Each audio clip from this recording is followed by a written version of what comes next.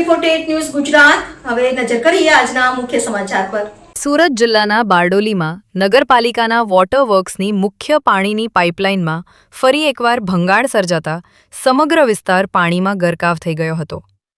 રાત્રે સર્જાયેલા ભંગાણને કારણે મુખ્ય માર્ગ પર પાણી ફરી વળ્યું હતું અને નજીક આવેલા ફાયર સ્ટેશનમાં પણ પાણી ઘૂસી ગયા હતા। આ ઘટના બાદ પાલિકાની જાળવણી કામગીરી સામે અનેક સવાલો ઊભા થયા છે। બારડોલીના આરટીઓ રોડ પર રામજી મંદિર નજીક આવેલા નગરપાલિકાના વોટર વર્ક્સ કમ્પાઉન્ડમાં મુખ્ય પાણીની લાઇન અચાનક ફાટી જતા જમીનમાંથી ઝરણા જેવા ઊંચા પાણીના ફુવારા ઉડ્યા હતા। ભારે પાણીના પ્રવાહને કારણે મુખ્ય માર્ગ પાણીથી છલકાઈ ગયો હતો અને નજીક આવેલા ફાયર સ્ટેશનમાં પણ પાણી ઘૂસી ગયા હતા।